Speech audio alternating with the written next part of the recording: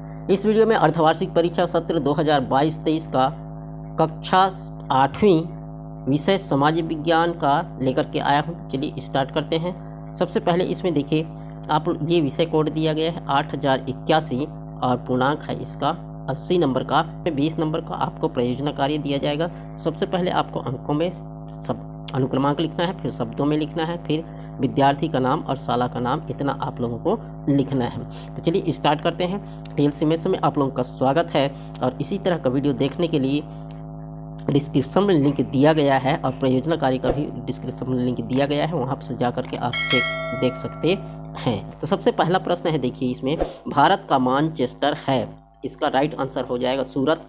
दूसरा, सोना खान संबंधित है, तो इसका सही आंसर होगा वीर नारायण सिंह। और तीसरा, मौलिक अधिकारों की संख्या है 6। आप किस राज्य में रहते हैं कमेंट करके जरूर बताइएगा।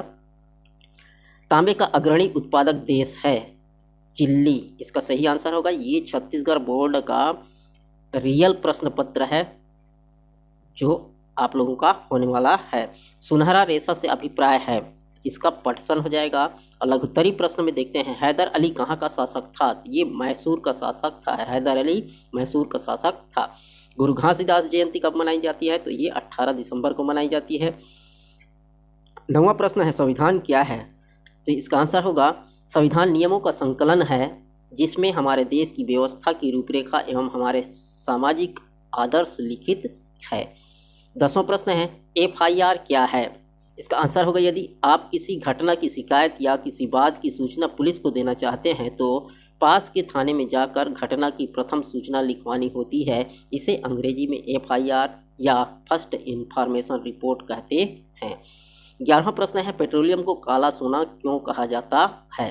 तो पेट्रोलियम के प्रक्रमण में विभिन्न तरह के उत्पाद जैसे डीजल, पेट्रोल, मिट्टी का तेल, मोम आदि स्नेहक तैयार किए जाते हैं। पेट्रोलियम बहुत अधिक मूल्यवान होता है, यही कारण है कि पेट्रोलियम को काला सोना कहा जाता है। लघुत्तरी प्रश्न में है, कोई 3 बनाना था। सन 1857 को विद्रोह क्यों असफल रहा? तो ये असफलता के कारण है, सन 1857 का विद्रोह भारत के व्यापक भूभाग में हुआ किंतु अंग्रेजों की सत्ता का अंत करने में सफल नहीं हो सका। इसके कई कारण हैं। ये विद्रोहियों के बीच केंद्रीय नेतृत्व का अभाव था।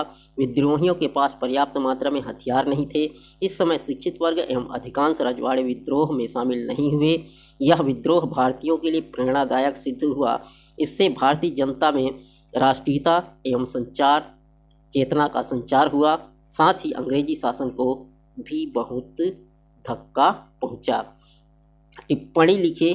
प्रश्न 13वां है, रमाबाई या भीमराव अंबेडकर में? तो रमाबाई का ये लिखा हूँ। रमाबाई को उसके पिता अनंत शास्त्री ने संस्कृत का अध्ययन करवाया। माता पिता के देहांत के बाद रमाबाई घूमते घूमते कोलकाता पहुँची। वहाँ उनका स्वागत हुआ। वहाँ राजा राम मोहन राय, ईश्वरचंद्र विद्यासागर आदि से प्रभावित कई लोग थे। वह महिलाओं के बारे में नए विचार रखते थे। वहाँ रमाबाई ने कई जगहों पर संस्कृत में नारी सुधार संबंधी भाषण दिए। कोलकाता के लोगों ने उन्हें पंडिता या सरस्वती की उपाधि दी। अब वे पंडिता रमाबाई सरस्वती कहलाने लगे। उन्होंने विधवा महिलाओं को शिक्षित करने के लिए शारदा सदन नामक आश्रम व स्कूल खोला। वे चाहती थी कि महिलाएं सामाजिक एवं राजनीतिक जीवन में भी खुलकर भाग लें। प्रश्न 14 है, मौलिक अधिकार को समझाइए। तो हमारे देश में नागरिकों को कुछ अधिकार दिए गए हैं जिन्हें मौलिक अधिकार के नाम से जाना जाता है, जो निम्नलिखित है। पहला, समानता का अधिकार। दूसरा, स्वतंत्रता का अधिकार। तीसरा, शोषण के विरुद्ध अधिकार। चौथा, धार्मिक स्वतंत्रता का अधिकार। पांचवा, शिक्षा व संस्कृति का अधिकार। और छठवां, संवैधानिक उपचारों का अधिकार।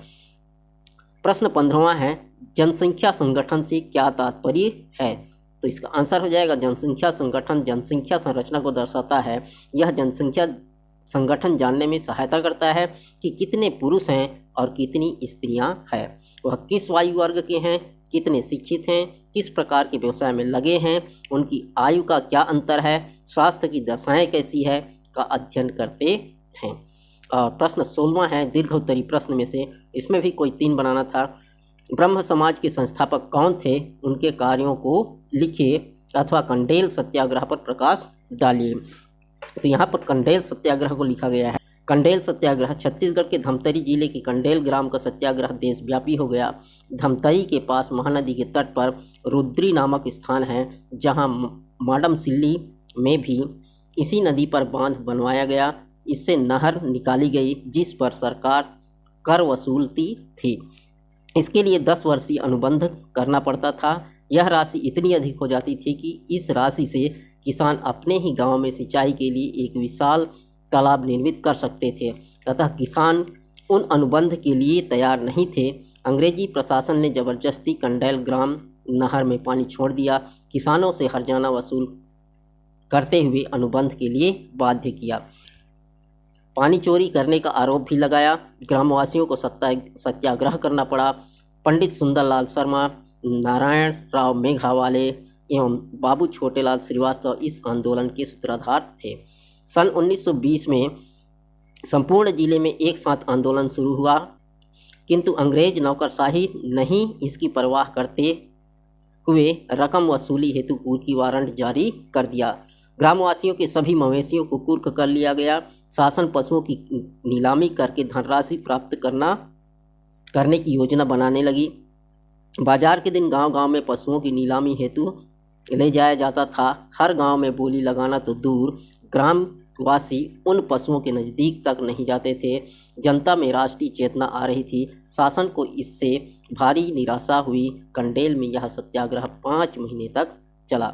और लास्ट क्वेश्चन है प्रश्न 17वां, भारत के लिए अनाज में स्वावलंबी होना आवश्यक क्यों है, अथवा राष्ट्रपति की शक्तियों को लिखे। का आंसर होगा राष्ट्रपति की कुछ महत्वपूर्ण शक्तियां निम्नलिखित है। पहला, राज्य के राज्यपालों, महाअधिवक्ताओं, मुख्य चुनाव आयुक्त, उच्चतम न्यायालय एवं उच्च न्यायालय के मुख्य न्यायाधीश, संघ लोक सेवा के अध्यक्ष आदि की नियुक्तियां राष्ट्रपति ही करता था। दूसरा, राष्ट्रपति भारत की सेनाओं का सर्वोच्च सेनापति होता है। तीसरा, राष्ट्रपति दूसरे देशों से युद्ध की घोषणा तथा संधि और समझौते कर सकता है। और चौथा है, राष्ट्रपति के पास समाधान करने की भी शक्ति होती है। और एक प्रश्न है 18वां प्रश्न, गणन कृषि एवं निर्वाह कृषि में अंतर लिखिए, अथवा परंपरागत ऊर्जा एवं गैर परंपरागत ऊर्जा का अंतर स्पष्ट कीजिए। तो आंसर होगा परंपरागत और गैर परंपरागत ऊर्जा स्रोत में अंतर। परंपरागत ऊर्जा स्रोत वे होते हैं जो लंबे समय से सामान्य उपयोग में लाए जा रहे हैं। इन स्रोतों के भंडार सीमित हैं, जबकि गैर परंपरागत ऊर्जा के स्रोत कुछ वर्ष पूर्व ही उपयोग में लाए जाने शुरू हुए हैं। इन स्रोतों के भंडार सीमित हैं। इस तरह से 18 प्रश्न आप लोगों को दिए जाएंगे और ये प्रश्न आप बहुत ही अच्छी तरीके से बना लेंगे, ये मेरी आशा है। यदि वीडियो अच्छा लगा तो एक लाइक ज़रूर कर दीजिएगा, और अभी तक चैनल को सब्सक्राइब नहीं किया है सब्सक्राइब कर दीजिएगा। और प्रोजेक्ट कार्य का भी वीडियो अपलोड कर दिया गया है, डिस्क्रिप्शन में जाकर के या प्लेलिस्ट में जाकर के उस वीडियो को देख सकते हैं और अपना मार्क्स सुधार सकते हैं। Thanks for watching. मिलते हैं एक नए टॉपिक के साथ, तब तक के लिए जय हिंद, जय भारत।